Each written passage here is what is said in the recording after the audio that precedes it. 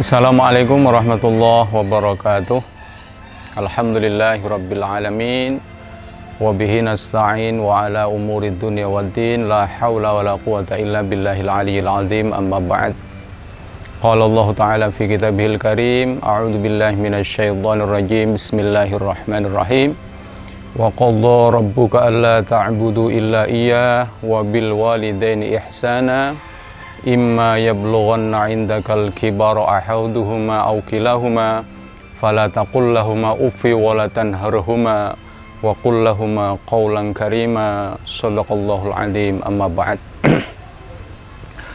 Hadirin kaum muslimin muslimat yang dirahmati Allah, pertama marilah kita panjatkan puji syukur kehadirat Allah Subhanahu wa taala yang telah memberikan limpahan karunia kepada kita semuanya, sehingga pada kesempatan kali ini kita bisa bertemu, bermuajalah dalam kondisi sehat walafiat. Salawat salam semoga terlimpah untuk baginda Rasulullah Muhammad Sallallahu Alaihi Wasallam yang selalu kita nanti-nantikan syafaatnya minad dunya hattal akhirah. Amin Allahumma amin. Kaum muslimin muslimat yang dirahmati Allah, pada kesempatan kali ini kami ingin menyampaikan tema birrul walidain atau berbuat baik kepada kedua orang tua. Pertanyaan yang harus kita buat yang pertama adalah apa itu birrul walidain? Yang kedua, bagaimana Al-Quran melihat birrul walidain sebagai sesuatu yang harus kita laksanakan bersama-sama? Itu dua pertanyaan yang harus kita ungkap. Bahwa yang pertama yang disebut birrul walidain adalah berbuat baik kepada kedua orang tua. Ini adalah sebuah tema yang sangat menarik karena kita semuanya itu mempunyai orang tua. Tidak ada manusia yang lahir dari batu. Semuanya punya ibu, punya bapak.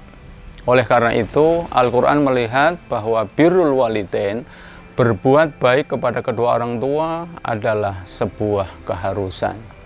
Sehingga siapapun saja, dimanapun saja, kita tetap harus melaksanakan perintah Allah yang di dalam Al-Quran diistilahkan dengan wabil walidaini ihsana. Selanjutnya, bagaimana perintah Al-Quran? Cara kita untuk melakukan birrul walidain kepada kedua orang tua. Yang ini saya anggap sangat penting karena ternyata birrul walidain itu posisinya setelah kita diperintah untuk menyembah kepada Allah Subhanahu wa taala. Allah berfirman di dalam surat Al-Isra, A'udzubillahi minasyaitonirrajim, wa qadha rabbuka alla ta'budu illa iyyah wa bil walidaini ihsana.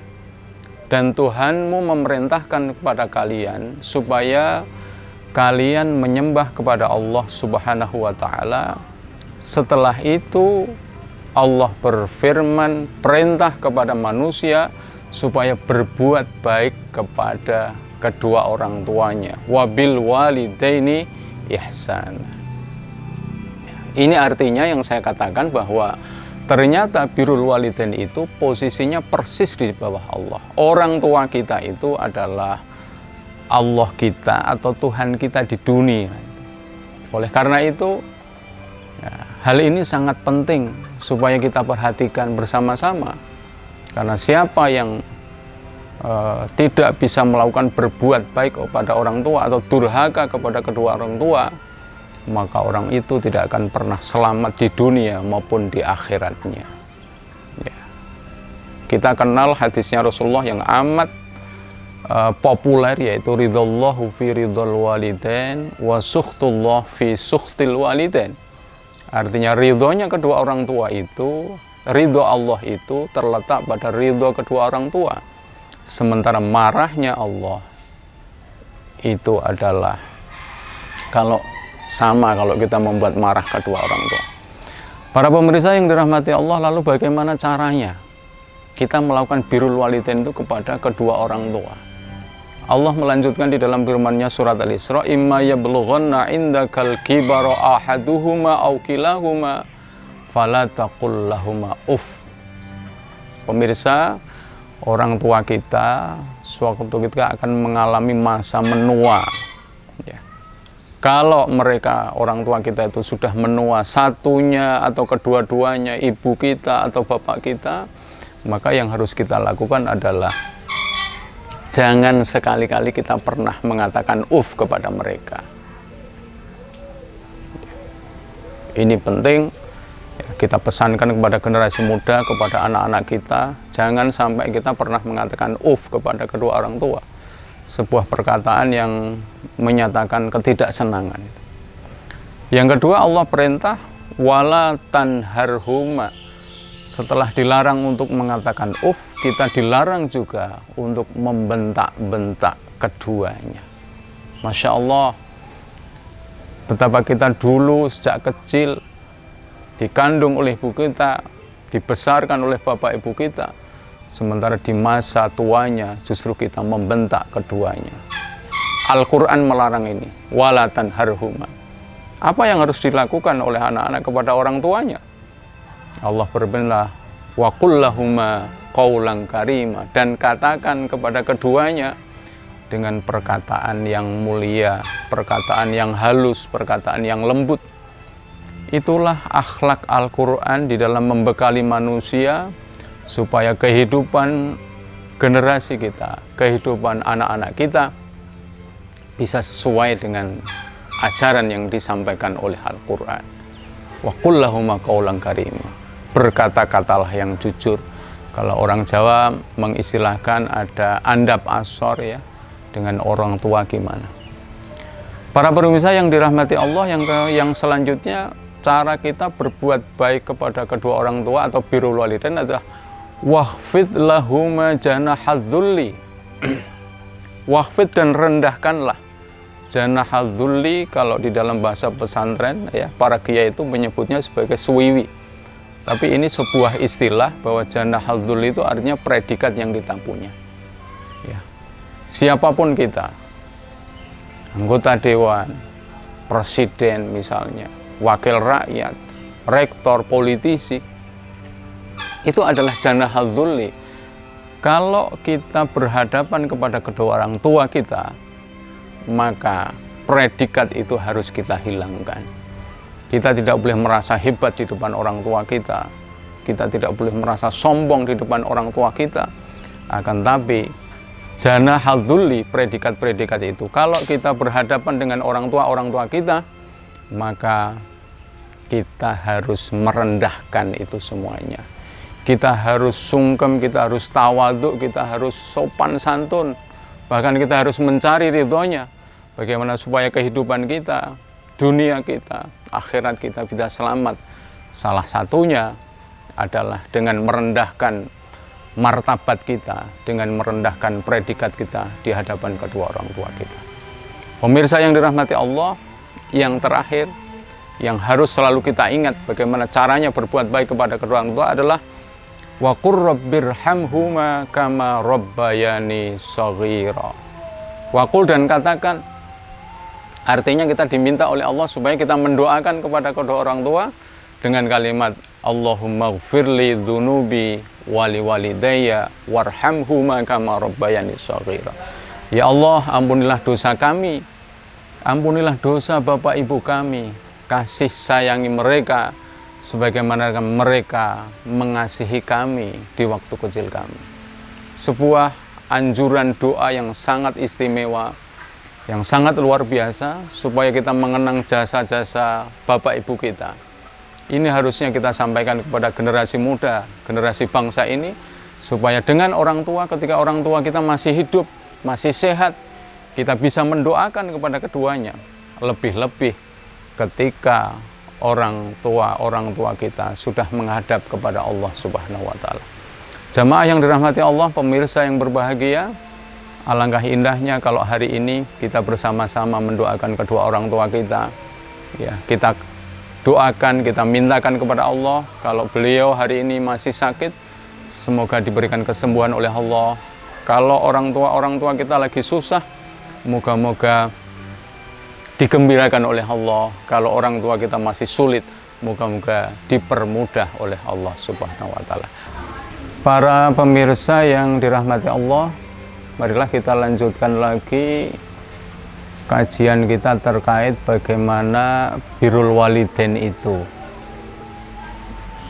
Setidaknya kita bisa melihat di surat Al-Baqarah ayat 83. Di sana ada kalimat wa idz akhadna mitsaqa bani Israil la ta'buduna illallaha wa bil walidaini ihsana. Dari kalimat itu terlihat, jadi ketika Allah mengambil janji kepada Bani Israel supaya sekali-kali tidak menyembah kecuali kepada Allah Subhanahu wa Ta'ala. Yang kedua, setelah itu Allah perintah wabil walidaini ihsana, dan berbuat baiklah kepada kedua orang tua.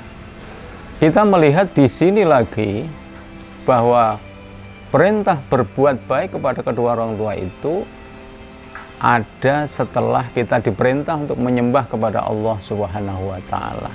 Betapa pentingnya birrul walidain, betapa pentingnya berbuat baik kepada kedua orang tua, karena perintah ini setelah perintah menyembah kepada Allah. Dan kalau ayat ini kita lihat, ini diperintahkan sejak zaman Bani Israel, sejak zaman kaumnya Nabi Musa alaihissalam, ya, sudah sangat jauh. Artinya tidak hanya sejak zaman Nabi Muhammad saja birrul walidain itu diperintahkan kepada manusia, akan tapi sudah sangat lama sekali. Itu artinya di kaum manapun, di situasi apapun, kita tetap harus melakukan birrul walidain atau berbuat baik kepada kedua orang tua kita. Ada ayat yang ada, maksud kami ada hadis tadi yang menarik bahwa ridho Allah terletak di ridho kedua orang tua itu. Saya pernah punya pengalaman, ya. Jadi ketika saya lulus madrasah aliyah, saya pengen melanjutkan studi ke IAIN Sunan Kalijaga Yogyakarta. Tetapi orang tua saya bilang supaya saya melanjutkan studi di Semarang saja.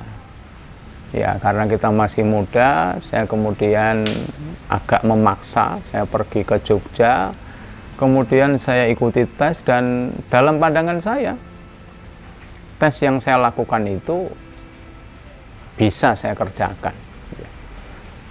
Akan tetapi setelah pengumuman itu diberikan oleh pihak kampus, ternyata saya tidak diterima di IAIN Sunan Kalijaga Yogyakarta. Nah, tes yang kedua yang saya lakukan di IAIN Semarang, saya diterima di IAIN Wali Songo Semarang. Itu pengalaman yang pertama. Pengalaman yang kedua, ketika saya lulus dari S1 IAIN Wali Songo Semarang, kemudian saya ingin melanjutkan S2 saya. Bapak saya mengatakan karena biaya tidak ada, sehingga bapak saya berpesan supaya nanti kamu kuliah S2 ketika kamu sudah punya uang. Dan saat itu kemudian saya dinikahkan oleh kedua orang tua saya. Apa yang terjadi setelah saya menikah? Ya, tahun 2000 saat itu, tahun 2006, apa yang disampaikan oleh orang tua saya itu menjadi doa yang luar biasa. Saya bisa berangkat kuliah, bisa berangkat studi dengan biaya mandiri, biaya sendiri, dan akhirnya bisa selesai di tahun 2009. Hadirin yang dirahmati Allah, itu menunjukkan bahwa ridho kedua orang tua, ridho bapak ibu kita itu sungguh sangat berpengaruh atas ridho yang diberikan oleh Allah Subhanahu wa Ta'ala, ya. Jadi dari beberapa pengalaman itu saya hanya ingin mengatakan kepada pemirsa sekalian, kepada anak-anak muda sekalian, ya, ambillah ridho kedua orang tuamu, niscaya Allah akan memberikan ridho kepada kehidupanmu. Para pemirsa yang dirahmati Allah, marilah kita lanjutkan lagi kajian kita tentang birrul walidain itu. Sekarang pertanyaannya adalah, siapa di antara kedua orang tua kita yang harus kita dahulukan menghormatinya? Ya. Rasulullah pernah ditanya oleh sahabatnya, pernah ditanya, siapakah orang yang harus aku hormati? Maka Rasulullah menjawab, ibumu. Sahabat itu bertanya lagi kepada Rasulullah, siapa lagi ya Rasul? Rasul menjawab lagi, ibumu. Yang terakhir, sahabat masih bertanya, siapa yang harus saya hormati ya Rasul? Dari kedua orang tua, maka Rasulullah mengatakan ibumu. Yang terakhir kemudian bertanya lagi sahabat, baru Rasulullah menjawab bapakmu. Hadirin yang dirahmati Allah, dari dialog ini kita bisa menyimpulkan bahwa ibu itu adalah orang yang pertama harus kita hormati, kita sayangi, kita muliakan. Sebagaimana Rasulullah tadi berpesan kepada kita bahwa 3 kali sahabat bertanya tentang siapa yang harus dihormati, Rasul menjawab, ibumu. Hal ini sesuai dengan apa yang diinformasikan di dalam Al-Quran, karena ibu ya adalah orang yang paling susah melahirkan kita di dunia. Di dalam Al-Quran disebutkan wahnan ala wahnin. Ya. Ibu kita mengandung kita susah di atas susah, payah di atas payah. 9 bulan 10 hari ibu kita mengandung tanpa pernah meletakkannya. Di dalam kandungannya terus menerus itu. Jadi wajar kalau kemudian Rasulullah memerintahkan supaya kita menghormati ibu kita dengan sebaik-baiknya. Itu baru ketika ibu kita mengandung kita. Ketika melahirkan kita, ibu kita berjuang sekuat tenaga, mati-matian melahirkan kita, ya, supaya kita bisa lahir di dunia dengan selamat. Bahkan taruhannya adalah nyawa. Sehingga ada sebuah keterangan yang mengatakan seorang wanita, seorang ibu, apabila melahirkan kemudian dia meninggal, kemudian dia wafat, maka dia pahalanya adalah pahala mati syahid. Yang ketiga, ibu kita sungguh luar biasa karena mendidik kita dari bayi sampai kita dewasa, menyusui kita selama hampir 2 tahun, ya, membesarkan kita, merawat kita, mendidik kita, ya, mengajari bagaimana kita belajar, mengajari bagaimana bicara. Ya, sangat wajar. Kemudian kalau Al-Quran perintah supaya kita menghormati ibu kita, dan Rasulullah juga perintah supaya kita menghormati ibu sebagai orang pertama yang kita muliakan.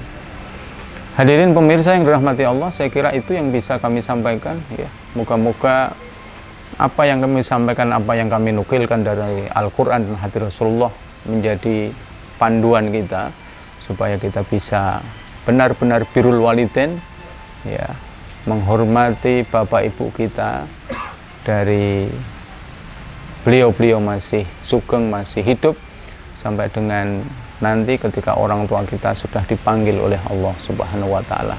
Demikian yang bisa kami sampaikan. Mohon maaf atas segala kekurangan. Billahi taufiq wal hidayah wal afu minkum. Wassalamualaikum warahmatullahi wabarakatuh.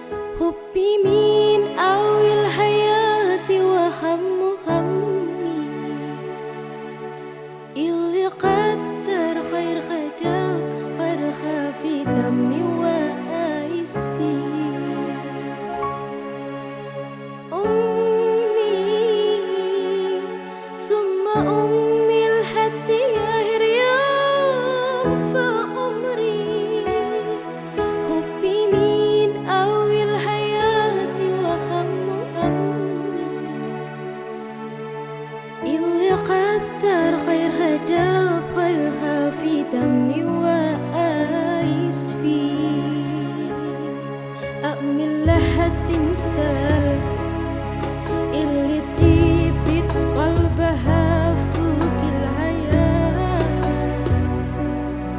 أأمن لها التمثال اللي سيرت واللي تعبت واللي ربت واللي شالت حملي جبال. أأمن لها التمثال اللي طيبت قلبها فوق الحياة. أأمن لها التمثال اللي شيرت واللي تعبت واللي ربت واللي شالت حملي جبال. أمي ثم أمي الهدية رياض فأمري حبي من أول حياتي وهم همي اللي قدر خيرها تاب خيرها في دمي وآيس فيه.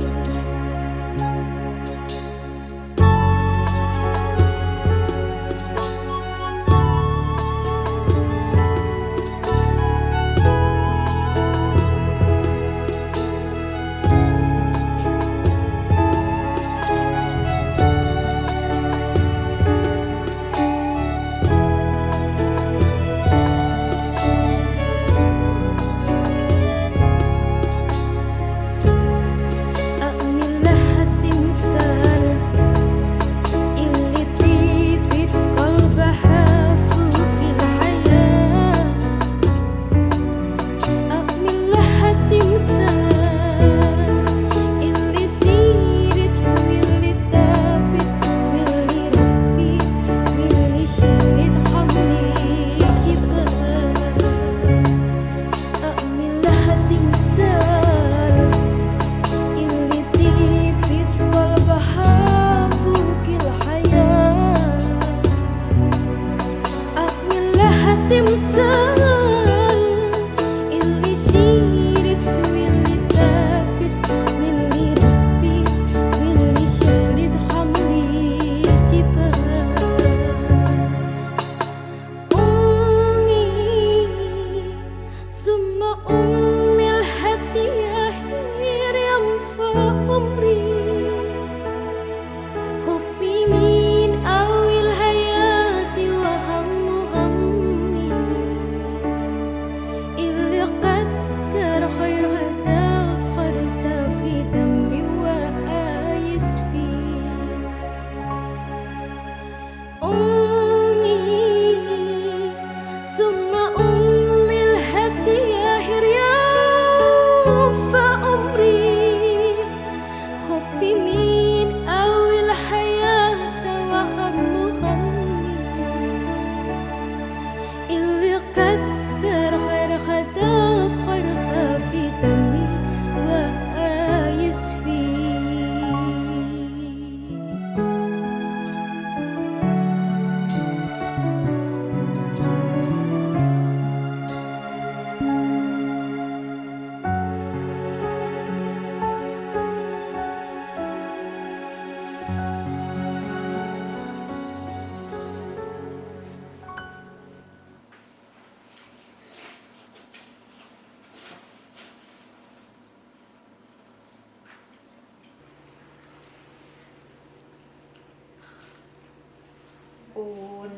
Universitas Wahid Hasyim.